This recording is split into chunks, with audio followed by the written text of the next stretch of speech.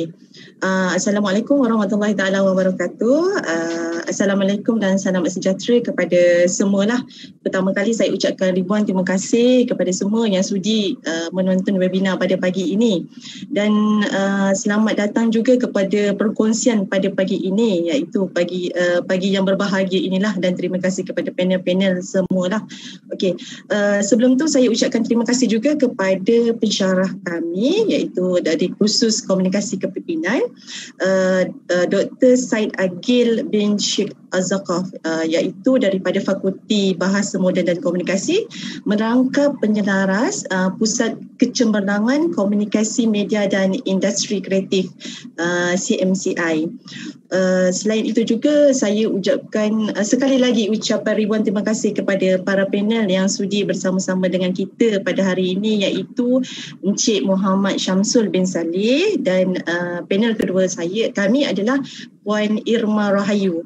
Saya lebih suka lebih memanggil kepada cikgu, sebab cikgu tu dia punya kluster dia tu macam dia hormatilah seperti pensyarah-pensyarah saya sekarang ni lah. Okey, selain itu saya ucapkan juga kepada penonton, ada juga penonton daripada luar kampus, dan terima kasih juga saya ucapkan. Okey, pada pagi ini, bagi merahmati program pada pagi ini, kita mulakan dengan bacaan Al-Fatihah bersama-samalah. Al-Fatihah.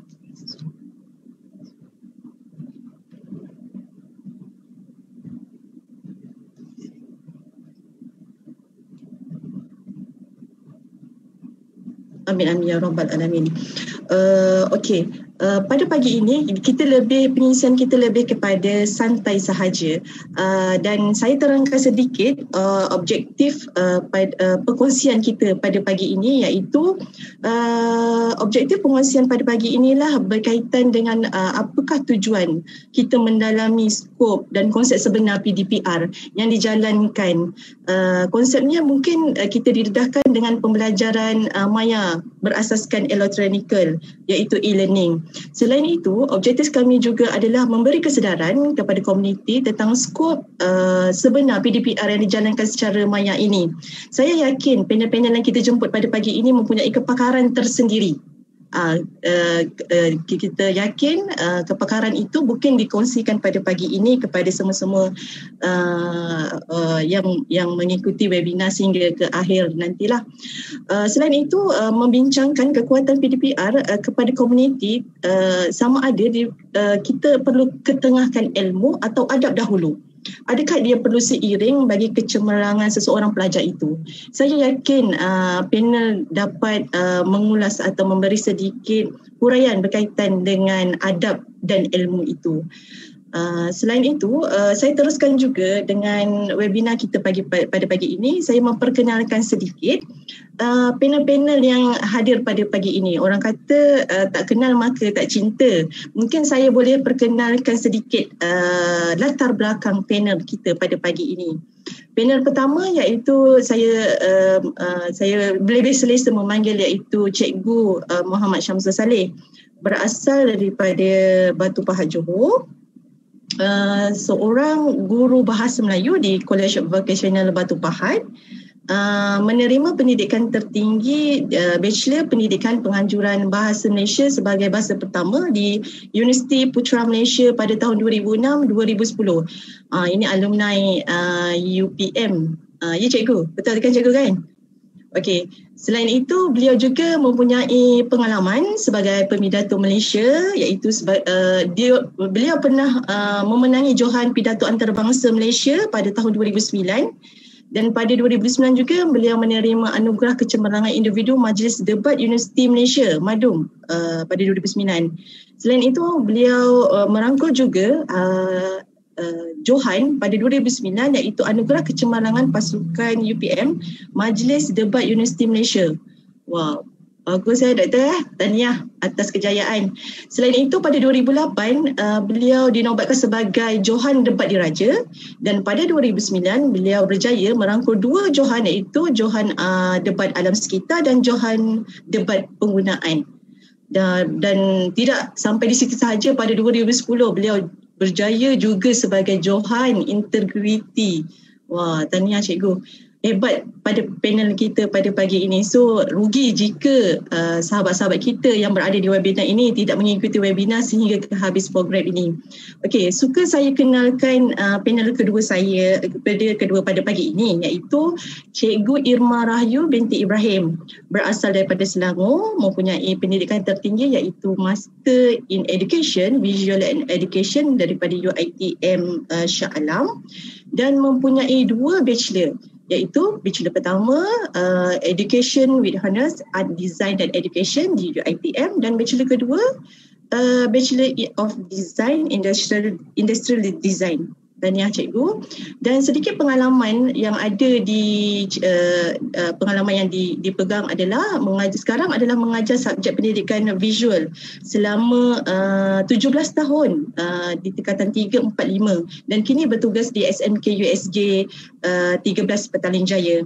Selain itu, Cikgu Irma juga pernah memenangi anugerah Guru Inovatif kategori Individu Sekolah Menengah Peringkat Negeri Selangor 2021, dan keduanya adalah Silver Award International Competition of Education Innovation dan Research, dan pada tahun 2020 juga beliau telah memenangi Teknik Innovation 2020 and Technician of Learning kategori Anjuran Universiti Kebangsaan Malaysia.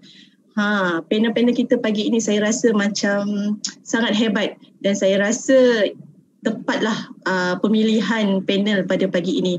So, tanpa membuang masa, selain itu juga, suka saya ingatkan juga, Cikgu Irma juga adalah seorang keanggotaan dalam Pertubuhan Sukarelawan.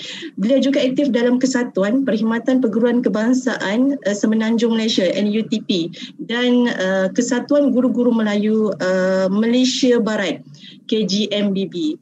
Saya rasa saya tak perlu panjangkan lagi pengenalan kita pada pagi ini, dan kita terus berbalik kepada panel pertama saya yang saya kongsikan, iaitu Cikgu Samsul. Pada pagi ini, sekarang ni kita dah PKP 3.0. So, saya yakin dan pasti cikgu banyak pengalaman daripada PKP 1.0 sampai 3.0 ini, PKP ni mungkin banyak pengalaman yang cikgu lalui. Saya yakin Cikgu Irma dan Cikgu Samsul melalui pengalaman yang berbeza. Tapi pertamanya saya ingin mengajukan satu soalan kepada panel pertama kita, iaitu Cikgu Samsul. PKP datang lagi dan PDPR pun menjelma kembali. Apa pandangan cikgu mengenai 2 perkara tersebut? Silakan cikgu untuk memberi sedikit ulasan pada pagi ini berkaitan dengan isu kita pada pagi ini. Silakan cikgu. Assalamualaikum warahmatullahi wabarakatuh. Good morning, selamat pagi. Alhamdulillah saya diberi kesempatan untuk berkongsi dalam webinar kekuatan PDPR antara adab dan juga ilmu, anjuran pelajar-pelajar komunikasi eksekutif semester 8 dari Fakulti Bahasa Moden dan Komunikasi FBMK UPM. Alhamdulillah, thank you very much. Actually saya bukanlah orang yang paling sesuai sebenarnya untuk menjawab dalam konteks kaedah ataupun sistem PDPR itu dibuat. Cuma sepanjang webinar yang kita jalankan pada hari ini, saya rasa mungkin sharing yang saya berikan, kongsian yang saya berikan kepada semua yang hadir dalam webinar ini ataupun yang mungkin menonton secara live adalah lebih dalam konteks pengalaman sebagai penggerak, iaitu individu ataupun guru biasa yang menggerakkan PDPR ataupun menjalankan PDPR. Apa pro and cons, apa keistimewaan dan kekuatan yang ada pada PDPR itu sendiri, apa masalah-masalah yang kami hadapi sebagai pelaksana. Semua itu mungkin saya akan kongsikan dalam konteks pelaksana. Jadi bila menjawab mengenai soalan daripada moderator kita tentang PDPR datang lagi, PKP datang lagi dan sebagainya, saya rasa begini konsep dia. Tidak ada seorang pun daripada kita yang menyangka COVID ini akan muncul. Tidak ada seorang pun daripada kita menyangka bahawa COVID ini akan muncul. Dan apabila COVID ini mula muncul, dia sebenarnya muncul pada sekitar 2019, tapi mula menular di dalam negara sekitar Mac 2020 yang menyebabkan kita buat PKP 1.0. Dan ketika itu memang satu kejutan. Memang kejutan sebab sekolah terpaksa ditutup, sektor sosial, sektor ekonomi terpaksa ditutup. Lama kita terpaksa untuk berjauhan dan menghentikan pelbagai aktiviti adalah disebabkan oleh COVID. Tidak ada orang menyangka benda ni. Tetapi dalam tekanan dan juga dalam cabaran penyakit ini wujud, mahu atau tidak mahu, kehidupan seharian kita, especially sebagai dalam konteks ilmu pendidikan, dia mesti berjalan. Okay, kita suka ataupun kita tidak suka, dia mesti berjalan.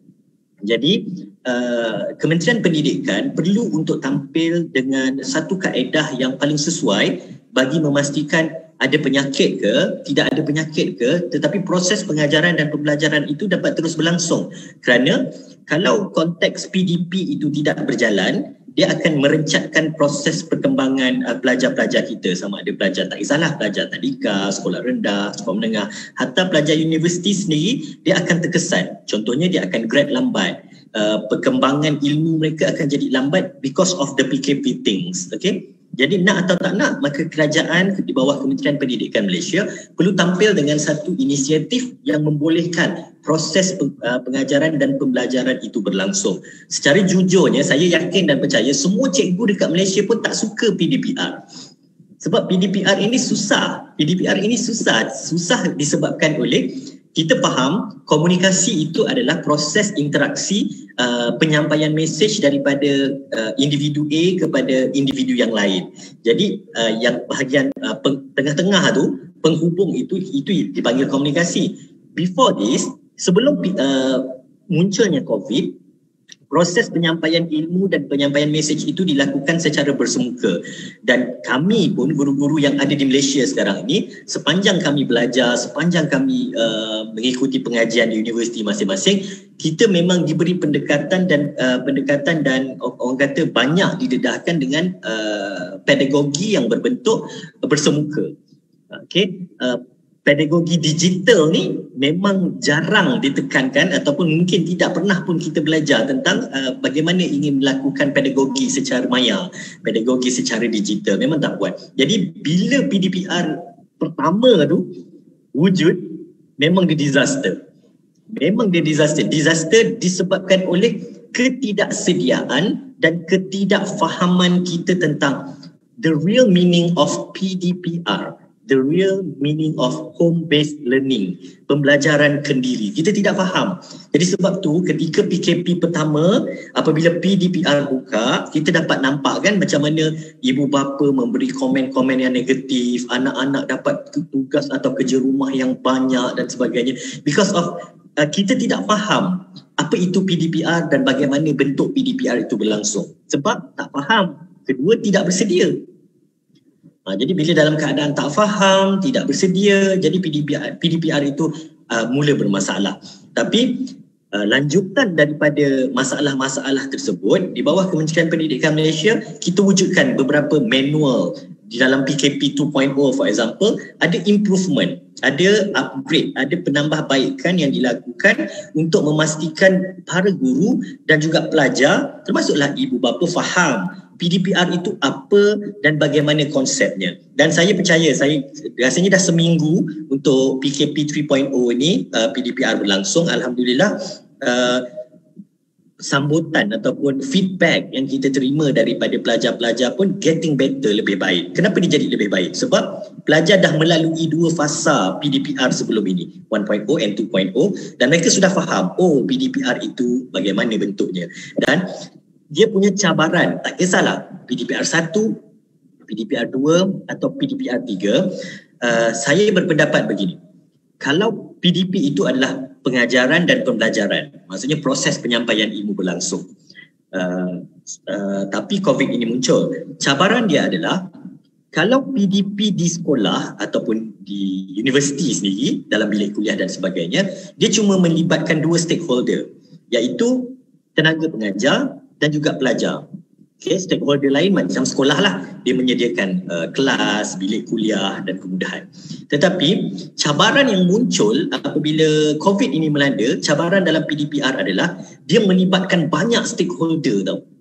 Okay, cikgu, pensyarah sebagai tenaga pengajar, pelajar stakeholder kedua sebagai orang yang akan menerima ilmu. Kemudian bila dia melibatkan penggunaan peranti, penggunaan internet, data dan sebagainya, dia akan menyebabkan syarikat-syarikat telekomunikasi dan syarikat swasta ni akan jadi stakeholder yang ketiga untuk menyediakan apa orang kata, rangkaian jaringan internet yang bagus untuk membolehkan PDPR itu berlangsung dengan baik.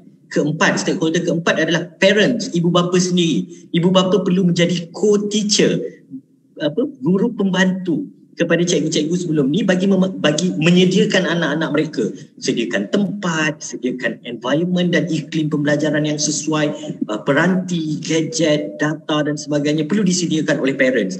Jadi cabaran dia adalah bagaimana kita nak memahamkan all of these stakeholder bahawa PDPR ini akan berjalan dengan baik sekiranya stakeholder yang terlibat ini juga dapat memberikan kerjasama yang baik dalam menjayakan proses PDPR. Before this, PDPC, kita panggil PDPC kalau kat sekolah, it's not a big issue sebab pelajarnya tertumpu di satu tempat, guru boleh directly control the student, boleh mengawal pelajar-pelajar sebab berada di dalam satu kawasan yang sama. Tapi bila dia berpindah kepada PDPR, it's really difficult. Macam mana kita nak control the environment, bagaimana kita nak control kemudahan, bagaimana kita nak control kehadiran pun memang sangat masalah. Nak control internet lagi lah, memanglah lagi problem kan. So itu yang kita panggil sebagai cabaran-cabaran yang muncul apabila kita melaksanakan PDPR. But PDPR is getting better, semakin baik because of the pemahaman terhadap PDPR itu sendiri telah jadi semakin baik. Cuma di kesempatan ini, di peringkat awal ni, saya nak terangkan tentang PDPR. Ramai yang mungkin tersilap faham PDPR itu macam mana. PDPR ini tidak semestinya begini, tidak semestinya dalam bentuk Zoom ataupun Google Meet. Tidak semestinya macam tu. Tetapi di bawah manual PDPR yang dikemaskini dan ditambah baik oleh Kementerian Pendidikan Malaysia, PDPR ini sebenarnya boleh dipecahkan kepada 3 konteks. Okay. Yang pertama kita panggil dia sebagai online, pendekatan online. Apa itu pendekatan online? Pendekatan online tu apabila real time contact ataupun macam inilah waktu sebenar proses pengajaran dan pembelajaran itu berjalan secara langsung menerusi platform Zoom ataupun Google Meet. Maksudnya dia directly, kalau 2 jam maka 2 jam lah pelajar akan menghadap cikgu beginilah. Ni kita panggil dia sebagai online. Maksudnya real time itu berjalan secara langsung di atas talian. Kaedah yang kedua, kalau tak boleh jalankan secara online because of masalah internet, peranti dan sebagainya, cikgu-cikgu dan pelajar boleh untuk menjalankan PDPR secara offline. Offline ini banyak contoh dia. Offline ni adalah dia punya real time ni tidak ada, tetapi dia boleh buat dalam konteks adalah pembelajaran berasaskan modul.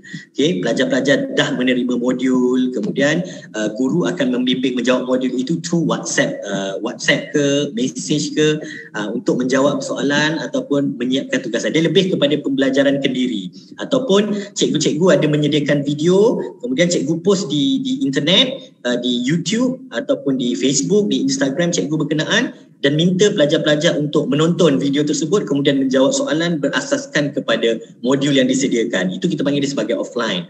And then the third part, yang ini agak susah apabila PKP diperkenalkan, kita panggil dia sebagai offsite. Offsite ini adalah guru pergi ke site, guru turun ke kawasan. Yang ini susah sikit. Kalau macam contoh saya di College Vocational Batu Pahat, pelajar-pelajar saya ni datang dari pelbagai tempat. Ada dari Melaka, ada dari Kuala Lumpur, ada dari Pahang, ada dari Johor Bahru sendiri. Jadi bila kita nak offsite, kita nak turun ke satu-satu tempat, kita susah nak memusatkan pelajar. Offsite ini perlu dengan kerjasama daripada komuniti lah. Contohnya macam dia paling mudah sekali lah di kawasan-kawasan Felda for example. Pelajar tak boleh datang ke sekolah, tetapi cikgu boleh pergi ke balai raya contohnya ataupun pusat internet di Felda berkenaan untuk menjadi satu center kelas yang baru diwujudkan dengan SOP tertentu. Offsite, cikgu turun pergi. Ada juga yang cikgu kena pergi daripada rumah ke rumah lah untuk bagi tugasan, untuk bagi sebagainya. Itu kita panggil sebagai offsite lah. Tapi yang familiar apabila kita sebut PDPR, online.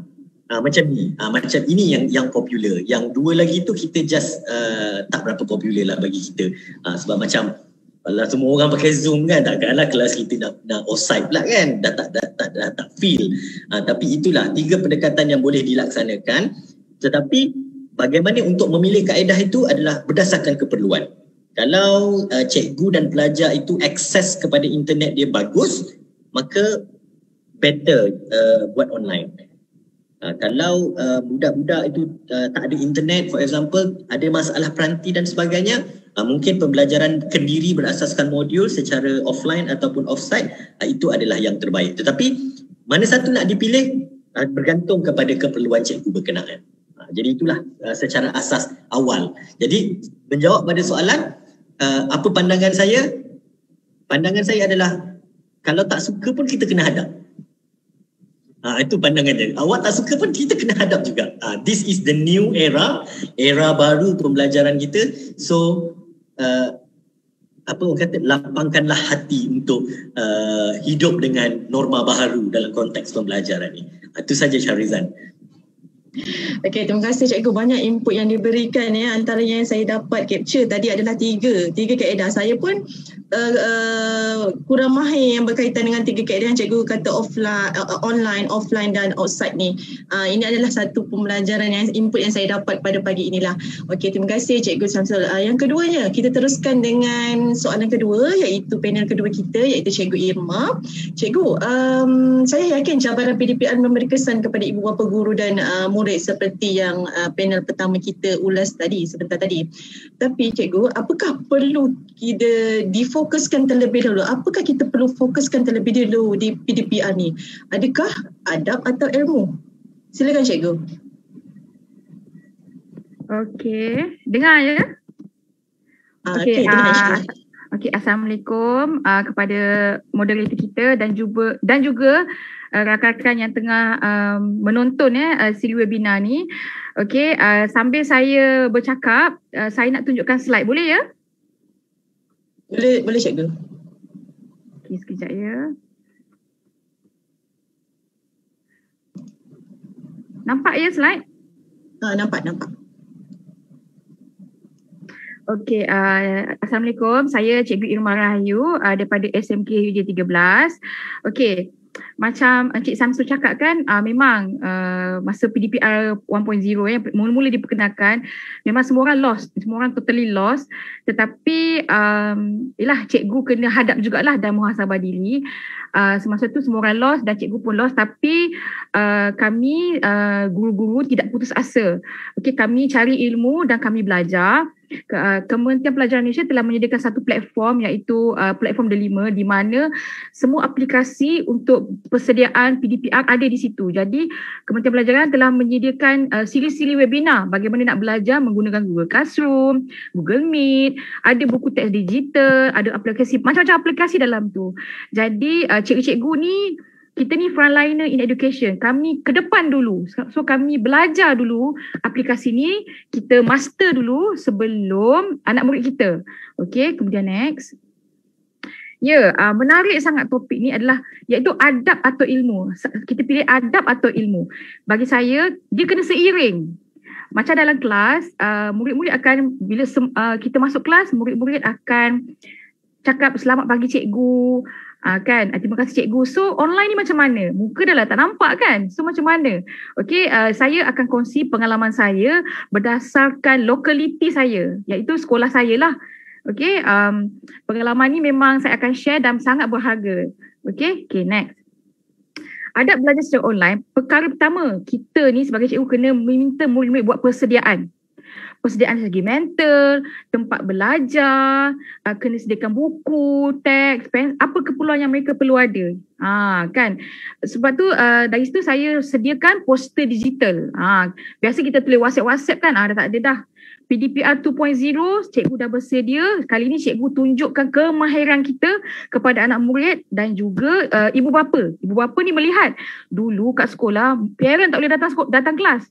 Parent sampai ke office je. Kali ni parent boleh nampak kita mengajar. Jadi parent nak tengok cikgu ni boleh ke mengajar PDPR ni kan.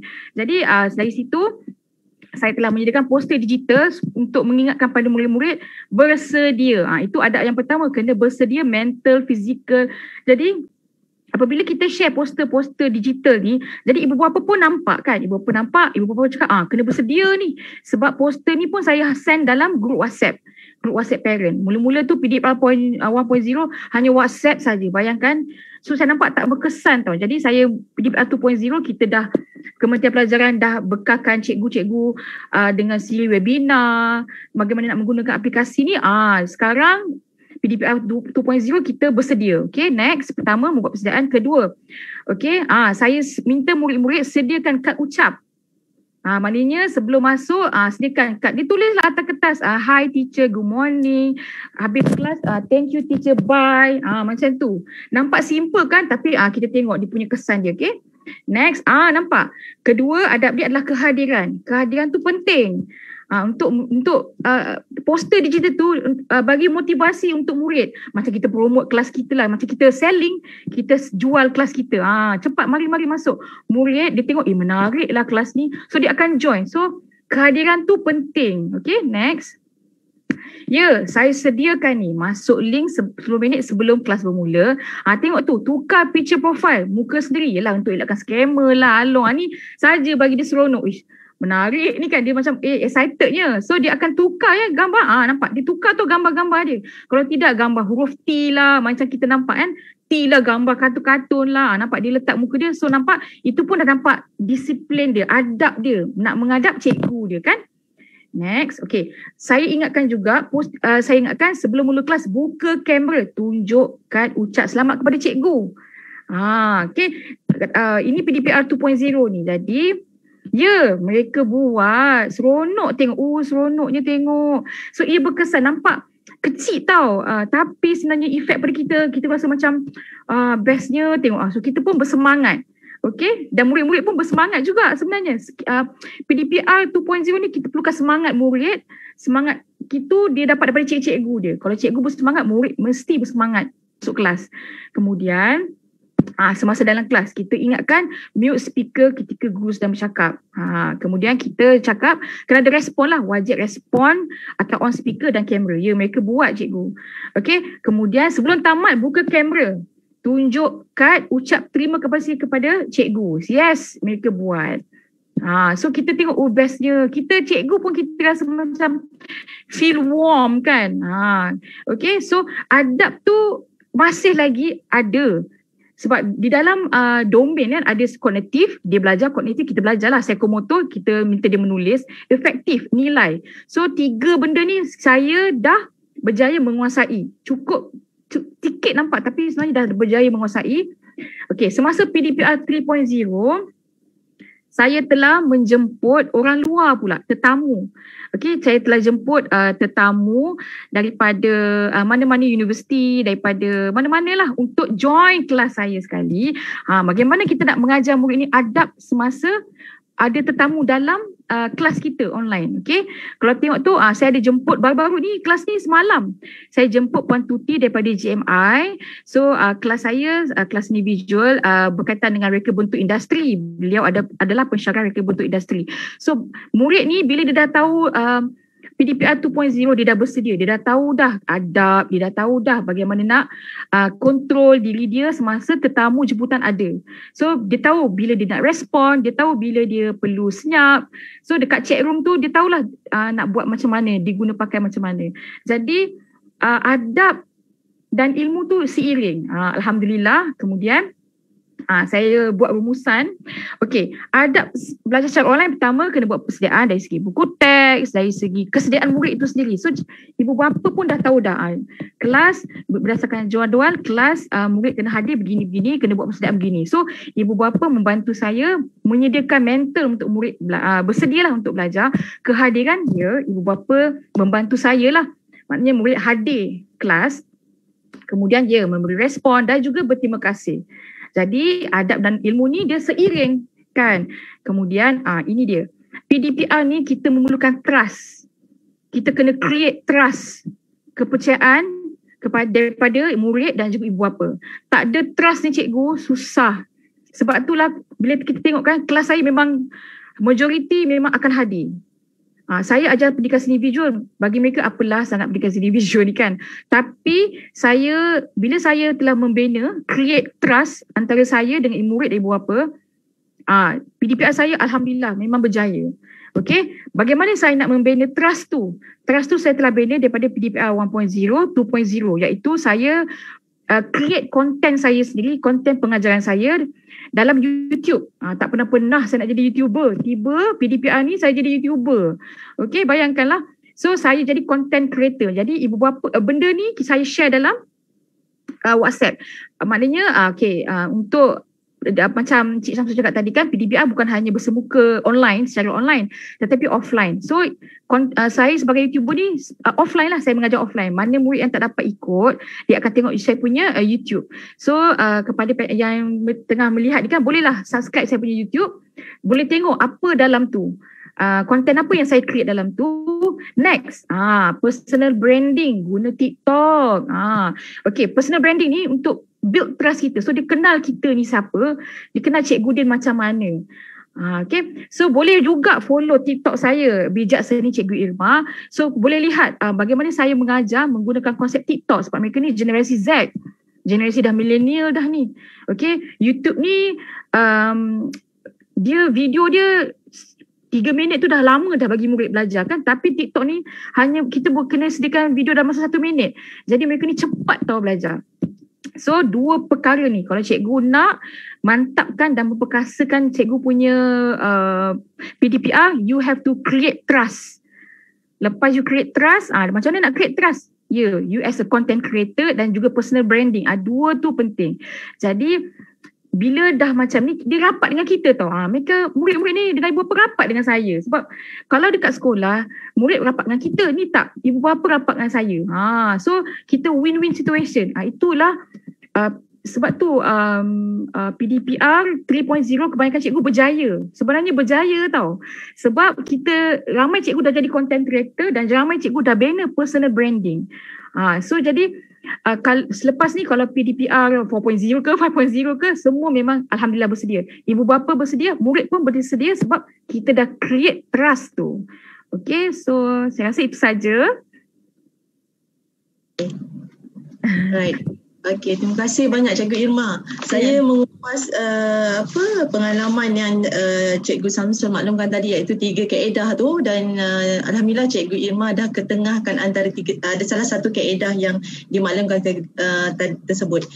Untuk makluman semua, saya mencari background Cikgu Irma melalui search Google, iaitu Cikgu TikTok. Cikgu saya dekat Google, saya nak buat pembacaan sedikit, saya buat Cikgu Irma TikTok. So memang keluar Google Cikgu Irma TikTok.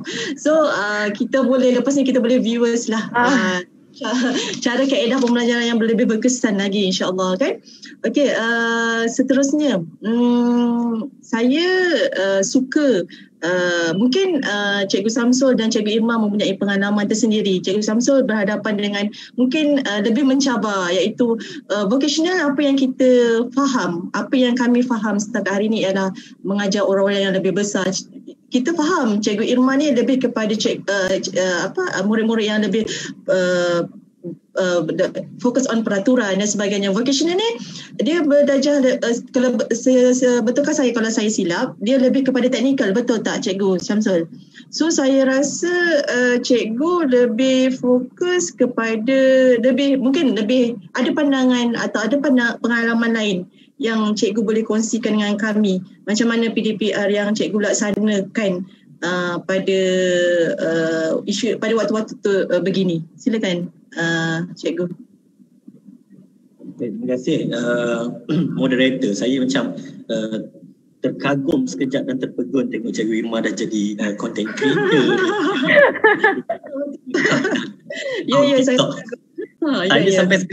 Saya sampai sekarang tak berani lagi nak buat account TikTok tau.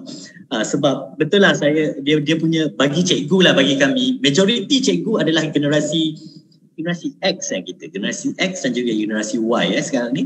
Tapi our client, student kita adalah generasi Z dan juga generasi alpha. So suka ataupun tidak, TikTok is the trend. So macam mana kita nak adapt, macam mana kita nak masuk ke dalam budaya generasi baru. It same goes macam cikgu-cikgu kita dulu kan masa kita berada di sekolah, kita dah mula power komputer, tapi cikgu-cikgu kita sebelum tu belajar menggunakan, masih lagi pakai mesin type and whatsoever. So macam mana kesukaran cikgu kita dulu tu untuk menukar kepada komputer, sebenarnya itulah yang sedang dihadapi oleh guru sekarang untuk tukar pendekatan dia kepada pendekatan digital yang lebih menyeronokkan, yang lebih macam apa kata, lebih menarik dan sebagainya.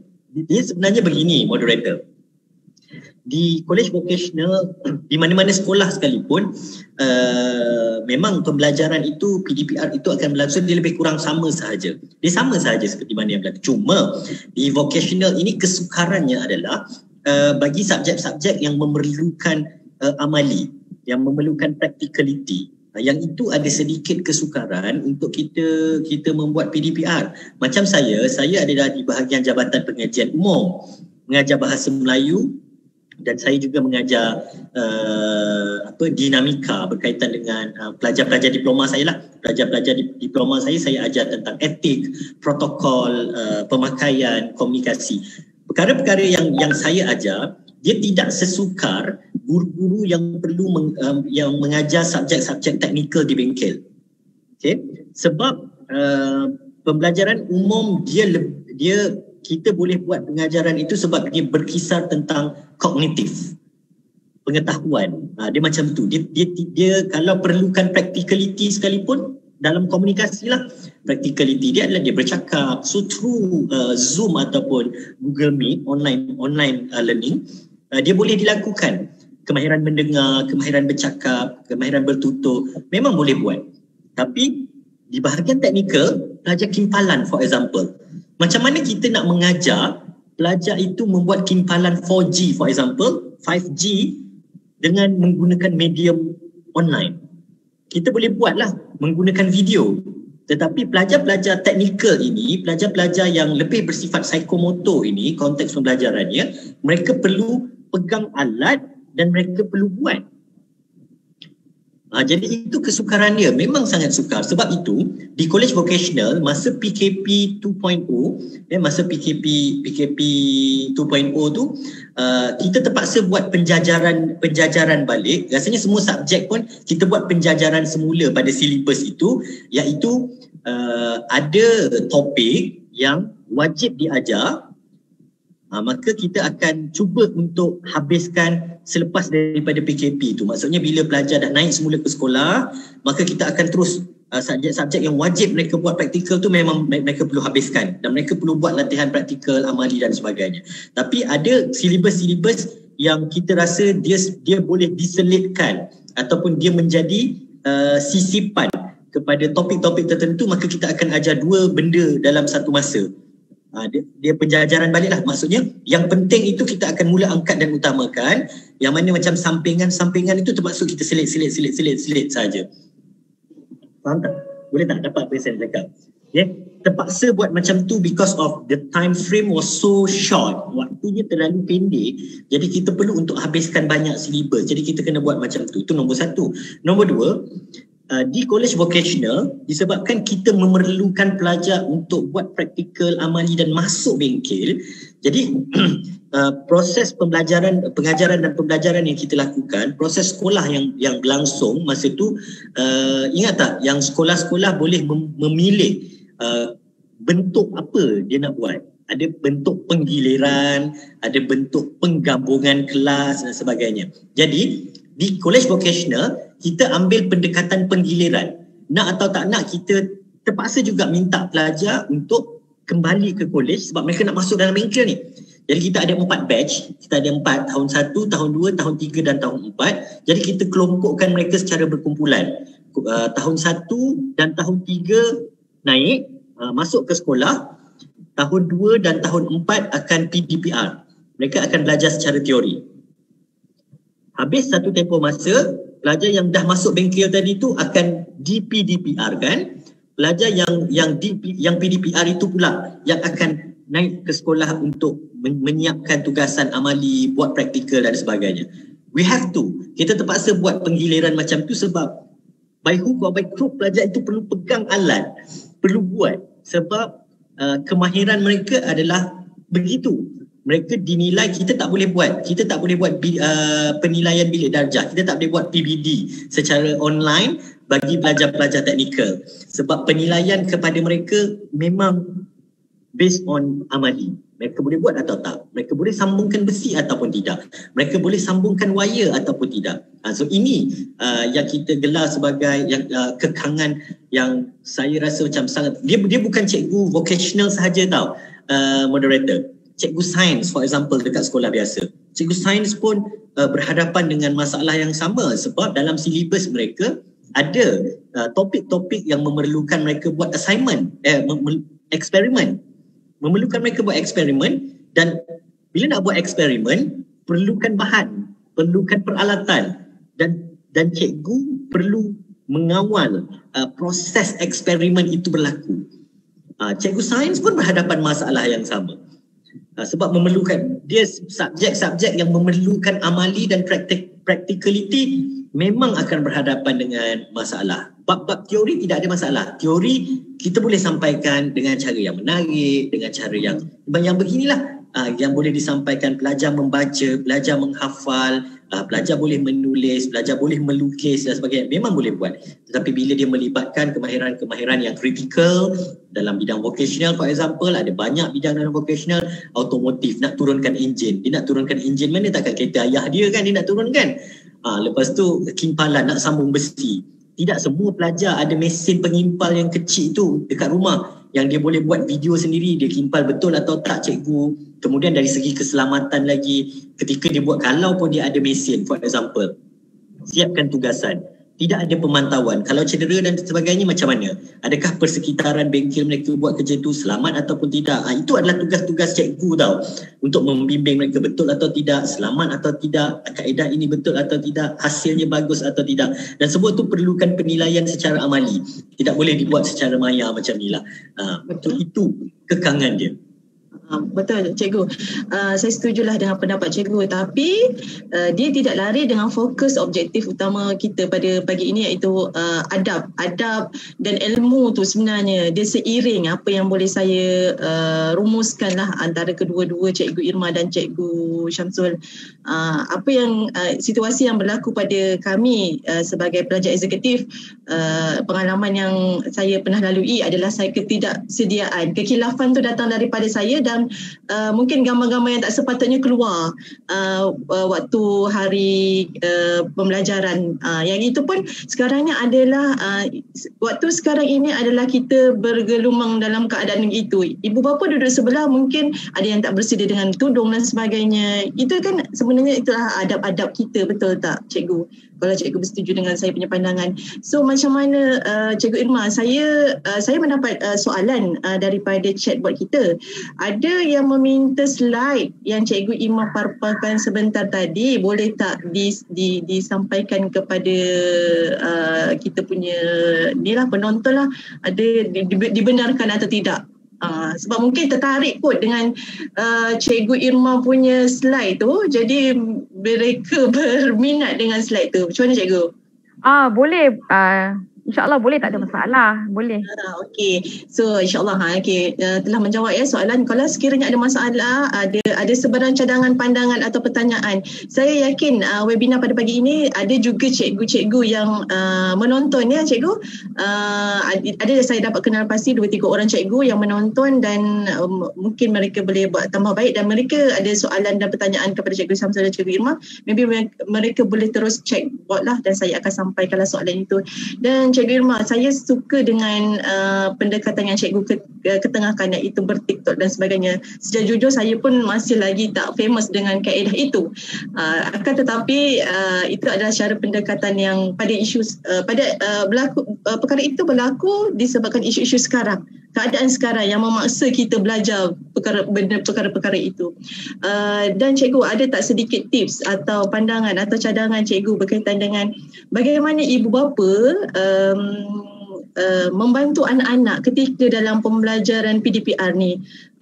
Ada setengah guru selesa dengan ibu bapa di sebelah. Ada parents tidak bagi full 100 kepercayaan kepada student untuk kelas online.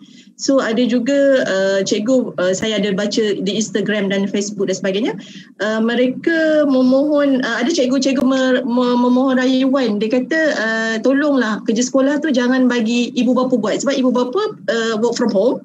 Jadi kerja-kerja sekolah semua ibulah on behalf yang buat dan sebagainya. Macam mana cikgu, ada tips tak cikgu berkaitan dengan adab lah yang kita fokuskan pada pagi ini? Silakan cikgu. Ya. Okey, pasal saya pun ada anak juga kan. Anak saya sekolah rendah. Lepas tu dia macam ni tau. Sebab tu saya cakap kita kena build trust antara kita dengan murid, kita dengan ibu bapa. Kalau bila kita dah build trust tu, so ibu bapa tahu kehendak cikgu. Saya selalu tekankan pentaksiran dalam belajar iaitu PBD. So kita dedahkan. Sekarang ni ibu bapa dia nak evidence. Jadi segala apa yang cikgu buat, cikgu kena share juga dengan ibu bapa. Kalau anak buat kerja ni, ibu bapa tahu yang anak akan belajar kemahiran apa. Jadi kita tak boleh, kita kena beritahu pentingnya pentaksiran. Pentaksiran pun ada juga tahu dalam kita ber-PDPR ni. Jadi ibu bapa kena ada ilmu tu jugalah. So sekarang ni kita tak boleh nak diam saja. Kita tak boleh nak beritahu anak-anak buat kerja, ibu bapa yang tolong. Memang sekarang ni dah tak boleh dah macam tu. Lepas tu sebab kita kena beritahulah ibu bapa pentingnya anak-anak ni buat kerja sendiri, sebab kemahiran tu anak yang kena kuasai. Bukannya ibu bapa yang kuasai kemahiran. Lagi satu, saya nak memetik apa kata Encik Samsul tadi tu kan. Encik Samsul cakap memang masalah dari segi kalau kita buat kerja teknikal kan, memang kadang-kadang ibu bapa yang buatkan untuk anak-anak tu kan. Macam saya mengajar aplikasi individual. Ada topik arca, reka bentuk industri. Murid kena hasilkan sesuatu bahan. Jadi kita ni kena lebih fleksibel, kena jadi lebih fleksibel di mana kita kena beritahu anak-anak murid ni. Saya panggil murid saya anak-anak, macam anak kita kan, supaya kita nampak dekat dengan mereka. Anak-anak ni saya akan minta mereka guna bahan yang ada di sekeliling mereka. Guna bahan kita semula. Macam baru-baru ni topik tingkatan 5 iaitu kena banner rumah tradisional. Jadi saya fikir macam mana nak suruh mereka ni banner rumah tradisional dan hantar kepada saya. Jadi saya minta mereka guna kotak banner rumah tradisional. Saya buat dulu. Itulah saya cakap, saya banner. Saya wujudkan konten nak buat rumah tradisional dan mereka akan ikut. Dan adab masa nak menghantar kerja pun ada, iaitu murid buat video, dia akan tunjuk diri dia, muka dia, lepas tu dia akan tunjuk proses. Adab ni bukan hanya bercakap saja, selamat pagi cikgu, terima kasih cikgu, tidak. Tetapi penghasilan video tu pun ada adab dia. Tak adalah main hantar video dah. Tak ada, dia akan introduction, kemudian di pengakhiran tu dia akan cakap terima kasih kepada siapa-siapa yang membantu dia. Saya benarkan ibu bapa bantu. Nampak dari situ ada hubungan yang akrab lah antara ibu bapa dan juga anak-anak. Saya pentingkan nilai, sebenarnya nilai itu pun penting. Itu saja. Terima kasih cikgu. Terima kasih. Masa pun dah mau mencemburui kita. Sekejap saja 1 jam kan untuk kita berkongsikan sedikit pengalaman cikgu Samsul dan cikgu Irma. Di sini juga saya dapat rumuskan apa yang saya dapat adalah perbezaan dari segi pengalaman masing-masing. Cikgu Samsul dengan mungkin lebih kepada pengalaman dia, walaupun dia tidak mengajar metode teknikal, tapi dia ada sedikit pengalaman berkaitan dengan teknikal. Dan cikgu selari juga dengan cikgu Irma yang berkaitan dengan arca dan sebagainya, mengalami ada juga pengalaman begitu. Saya rasa pertamanya adalah apa yang boleh saya rumuskan adalah adab itu selari dengan ilmu yang kita dapat. Keberkatan ilmu dan adab dan ilmu itu dia seiring. Betul kan cikgu kan? So dengan adanya adab dan dengan adanya ilmu itu, dia akan seiring dan insya-Allah dia akan melahirkan generasi-generasi yang lebih baik, generasi-generasi yang lebih cemerlang pada masa akan datang. Saya berharap begitulah insya-Allah. Dan apa yang saya dapat lihat daripada sahabat-sahabat saya lah yang berada di sekeliling saya, rungutan-rungutan apabila berlaku PKP, rungutan kena jadi cikgu, keluhan jadi cikgu. So sebenarnya cikgu-cikgu Samsul dan cikgu-cikgu Irma ni sebenarnya, atau cikgu-cikgu yang berada di dalam webinar ni, mereka juga itulah perasaan yang mereka alami, tapi itu adalah dasar tanggungjawab. So mereka perlu laksanakan dan perlu berganding bahu. Nak tak nak, macam kita boleh capture Cikgu Syamsul cakap, nak tak nak kena hadapi, nak tak nak kena belajar. Boleh saya tambah sikit tak? Apabila kita mengajar adab dan ilmu, jadi secara tak langsung kita mengajar murid-murid ni jadi netizen yang berhemah. Betul, saya setuju. Taulah netizen yang macam betul. Netizen yang berhemah, bercakap dengan adab kan. Cikgu, saya nak tanya salam ada Cikgu Syamsul atau Cikgu. Saya ada 1 minit lagi untuk Cikgu Syamsul atau Cikgu Irma untuk willing untuk siapa-siapa untuk berkongsikan secara jujurnya lah cikgu, dengan pengalaman cikgu yang sedia ada sekarang ni. Kalau PDPR tu tidak buka kamera tu, soalan dia macam lebih agak simple, tapi bila kita relatekan benda itu, kalau kita, dia akan menjadi satu isu adab juga. Adakah permulaan kelas tu yang saya boleh capture Cikgu Irma cakap berkaitan dengan buka kamera, then last kelas nanti buka kamera, itu lebih kepada adab kan cikgu? Walaupun nampak benda tu is a small matter, tapi itu adalah sebenarnya adab kita ber-PDPR, ber-Zoom dan sebagainya. Setuju tak Doktor? Ada sedikit tambahan sebelum kita habiskan perkongsian kita pagi ni, Doktor. Silakan Dr. Samsul dulu kot. Ada sedikit ulasan ke? Moderator dah biasa sangat panggil doktor ni, rasa macam itulah sebab dalam ni ada doktor. Doktor dia macam ni moderator, secara ringkas saya katakan, adab kita dalam menuntut ilmu, macam mana adab kita di dalam kelas, sebenarnya itulah adab yang perlu dibawa dalam konteks pendidikan PDPR. Sebab dia tak beza pun, cuma yang membezakannya adalah platform. Jadi macam mana kalau dalam kelas cikgu perlu nampak kewujudan kita secara maujud di hadapan kita, maka secara online pun begitulah seeloknya. Dalam kelas kalau saya memang wajibkan pelajar-pelajar saya membuka kamera, tapi mute mikrofon mereka. Sebab saya, dia macam ni sahaja.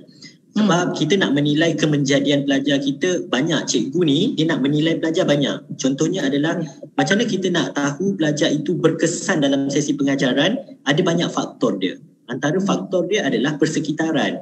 Jadi kalau pelajar-pelajar kita tidak buka video, macam mana kita nak tahu keadaan persekitaran itu sesuai? Betul tak mereka belajar di tempat belajar? Sebab ada je pelajar saya yang masuk kelas sambil goreng ikan. Tengah goreng ikan tapi masuk kelas. Ada je yang masuk kelas tapi tengah buat kerja Food Panda. Okey. Itu dia risiko apabila tidak membuka kamera. Kita tak tahu betul ataupun tidak pelajar kita itu mengikuti pengajaran dan pembelajaran secara maksimum. Sebab kalau pembelajaran itu tidak sampai because of that things, dan kita tahu dia buat Food Panda, dia tidak kondusif suasana, so we have the answer. Kita ada jawapan kenapa PDP kita objektif itu tidak tercapai. So that's why sebenarnya video is very important. Tak payah pergi jauh. Kalau kita meeting pun, kalau kita off camera, apa kita buat? Adalah yang sambil-sambil tengok YouTube, adalah yang sambil, kan macam tu kan. Same goes to our student. Our student pun akan buat perkara yang sama dan mereka lebih advance daripada kita. Macam tu. Jadi buka kamera is one of the adab, satu daripada adab yang perlu dibuat.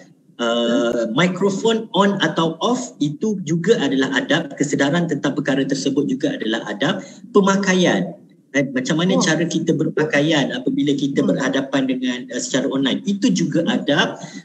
Kaedah kita menjawab soalan, kaedah kita mendengar soalan, ketika macam ni kan, ketika saya bercakap macam ni respon yang diberikan oleh pelajar-pelajar kita, so we need to know, kita nak tahu kan, kita tengah bercakap, it's difficult moderator, kita bercakap pelajar kita off video. Kita rasa seriously korang ni susah, memang susah sebab kita tak ada, dia macam ni, komunikasi ni akan jadi bagus apabila orang yang menerima mesej kita itu memberi feedback. Dan feedback itu boleh datang dalam bentuk memek muka, bahasa tubuh dan sebagainya. So bila semua keluar nama sahaja ataupun gambar sahaja, so kita confused. Budak faham tak? Kalau dalam kelas, bila budak tak faham dia buat muka, so macam okay, ada something tak betul tu. Awak macam tak faham je saya nampak muka berkerut. So kita boleh, kita boleh tata balik sikit, kita terangkan semula. So this is the adab yang kita perlu ada dalam ni. Dan saya nak tekankan for the last minutes ni, adab ini bukan hanya kepada pelajar. Betul. Tapi dia terpakai juga kepada cikgu. So apa adab cikgu ketika nak mengajar pelajar? Sama juga, macam mana kita nak pelajar kita bersedia, maka cikgu juga perlu bersedia. Macam mana kita nak pelajar kita macam suka masuk dalam kelas kita, so kita mesti jadikan channel cikgu tu, channel subjek kita tu macam Astro.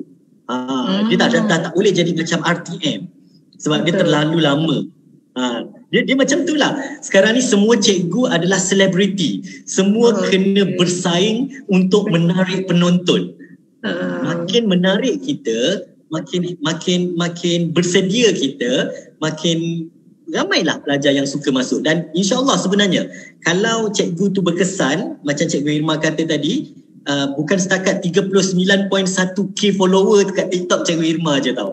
Kita boleh dapat juta-juta orang dan pelajar-pelajar tu datang daripada sekolah yang berbeza pun untuk masuk ke dalam channel kita, belajar dengan kita. Itu sebenarnya kelebihan PDPR. Thank you. Right. Okay, terima kasih Cikgu. Terkesan tu, terkena juga ni atas kepala ni. Okay Cikgu Irma, sedikit, 1 minit sahaja Cikgu Irma. Sedikit kan perkongsian berkaitan dengan isu tadi. Okay, saya setuju dengan apa kata Cik Samsu tu. Kita kena tengok memek muka murid. Dan saya suka poin Cikgu Samsu yang cikgu pun kena bersedia. Sebab tu saya hari ni pakai name tag, nampak bersedia. Lepas tu dengan cincin, dengan makeup semua. Memang betul. Jadi murid-murid dia nak tengok muka cikgu. Saya memang on camera. Kadang-kadang betul. Kita tengok kadang-kadang murid tu, kita tengok suasana dia belajar kan. Kadang-kadang saya tegur. Kita nak dapatkan good rapport dengan murid, saya tegur. Kenapa tu adik kena pekat belakang? Dia rasa macam cikgu ni ambil berat pasal dia sebab suasana pandemik ni macam-macam berlaku. Kita tak tahu background dia macam mana kan. Jadi kita ambil berat. Tu kenapa mak kat belakang, kenapa kita ambil berat sebab mereka kadang-kadang mereka diperlukan seseorang untuk bercakap, untuk ambil berat pasal diri mereka. Sebab itulah murid bersedia, cikgu bersedia, semua orang happy. Cikgu tu selebriti memang. Dulu murid-murid mengagung-agungkan artis. Sekarang murid-murid mengagungkan cikgu. Sebab tu sekarang ni cikgu semua memang, saya terus cakap memang selebriti lah. Bolehlah jemput subscribe saya punya YouTube channel Bijak Seni Cikgu Irma dan juga TikTok saya. Terima kasih. Okay. So mungkin sedikit dia walaupun anggap agak santai tapi benda tu terkesan kepada kita. Macam saya insyaAllah memang terkesan lah bagi saya yang sebagai student dan saya juga ada sebagai pekerja. Kami eksekutif ni adalah bekerja sambil belajar. So kedua-duanya memainkan peranan penting lah waktu-waktu isu-isu sekarang ni. Masa telah mencumuri kita, sekarang pun dah pukul 11. So di dalam talian sekarang ini ada juga pensyarah yang mengajar kami dalam subjek komunikasi dan kepimpinan ni. So saya minta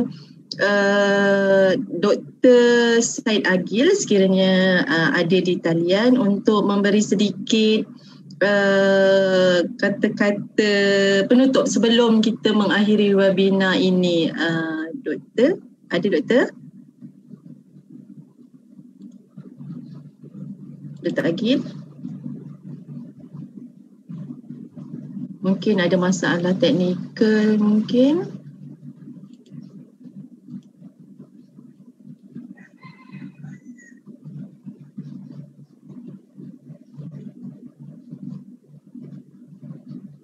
Dr. Agil tak ada di talian. Saya nampak Dr. Agil tadi mungkin dia ada perkara-perkara yang perlu dilaksanakan dengan lebih penting mungkin. Cik Irfan, Cik Agil ada kan dalam kita punya webinar pada pagi ni kan?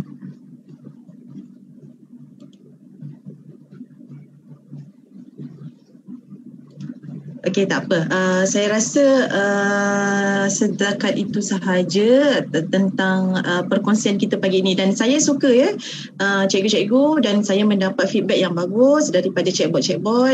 Dia ada maklumkan yang tahniah diucapkan kepada penceramah urus setiap PDPR sangat mencabar PDPR. Ini daripada kita punya webinar lah, peserta-peserta daripada webinar. Dia kata sama-sama kita mempermudahkan PDPR ini sebagai manfaat ilmu yang disampaikan dengan seiring dengan adab lah, insyaAllah. Dan ada juga daripada UKM, betul saya sokong cikgu pun kena bagi tarikan supaya murid suka dan faham serta makin berminat belajar PDPR. Right. Tahniah kepada Cikgu Irma dan Cikgu Samsul, mereka say hi, tahniah juga. Dan ada juga yang memaklumkan perkongsian yang sangat bagus dan sangat berguna daripada panel-panel. So untuk makluman cikgu, kita juga ada buat FB Live dan kita ada buat record juga. So boleh dipanjang-panjangkan kepada sahabat-sahabat kita supaya perkongsian ini terus yalah, macam Cikgu Irma ada kelebihan berTikTok dan sebagainya, Cikgu Samsul mungkin cara pengendalian teknikal dan sebagainya kan. So saya rasa yang itu adalah satu kupasan yang sangat baik lah untuk kita sampaikan ilmu ini kepada sahabat-sahabat kita di luar sana. Dan saya juga dapat komen daripada sahabat kita, kupasan yang ringkas tetapi padat oleh penceramah. Saya selaku ibu bapa setuju dengan cikgu, umpama selebriti, murid tidak sabar-sabar nak join kelas untuk berjumpa artis kesayangan. Wow, artis kesayangan sekarang cikgu-cikgu Okey, pengalaman saya sendiri, anak yang selalu jadi murid pertama yang masuk Google Meet. Okey, good, menyiapkan tugasan dan aktif di dalam kelas dengan penuh semangat. Tahniah semua, topik sesuai dan relevan. Okey, yang ini adalah komen-komen daripada ibu bapa sendiri yang berada di dalam webinar ini. Mereka juga sebenarnya berperang dengan diri sendiri, dengan work from home-nya, dengan cikgu PDPR-nya. Mereka berperang sebenarnya dengan diri mereka. Dalam masa sama, saya adalah staff juga, bos akan WhatsApp kerja dalam masa sama, anak ada sebelah. So mana satu kita nak selesaikan. Saya rasa ini adalah salah satu pendekatan yang baguslah. Dan terakhir sekali adalah berkaitan dengan ucapan terima kasih kepada cikgu berdua. Sedikit sebanyak mengenai perkongsian ilmu tadi dapat memberi manfaat kepada mereka sahajalah. Terima kasih juga kepada sahabat-sahabat saya yang sehingga pukul 11, kalau ikutkan 1 jam tapi kita dah extra 10 minutes. Saya rasa tak jadi masalah kepada cikgu Samsul dan Cikgu Irma. Terima kasih banyak-banyak. Sekali lagi kalau saya saya hi dulu Dr. Agil sama ada, sebab Dr. Agil dia adalah adalah lecturer kami yang mengajar kami subjek ke komunikasi kepimpinan. So beliau juga adalah merangkap penyelaras Pusat Kecemaran Komunikasi, Media dan Industri Kreatif seperti yang saya maklumkan pada awal tadilah. Beliau aktif juga. Sekiranya berkesempatan cikgu berdua boleh search berkaitan dengan Dr. Syed Agil ni. Beliau adalah pakar-pakar dalam penyelidikan politikal. So sentiasa berada di paparan, sentiasa berada di kaca-kaca TV berkaitan dengan politikal, dengan isu-isu semasa. Memang selalunya RTM dan sebagainya, memang dia sangat aktif lah, sangat aktif pada berkaitan dengan isu-isu sekarang ini. So saya harap, saya minta maaf atas kekilafan yang berlaku sekiranya audio dan sebagainya, sekiranya soalan-soalan yang itu tidak disampaikan dengan baik. So saya harap kita boleh bekerjasama selepas ini mungkin di satu-satu slot-slot yang lain, insyaAllah. Terima kasih banyak-banyak dan kita sudahi dengan surah Wal-As, insyaAllah.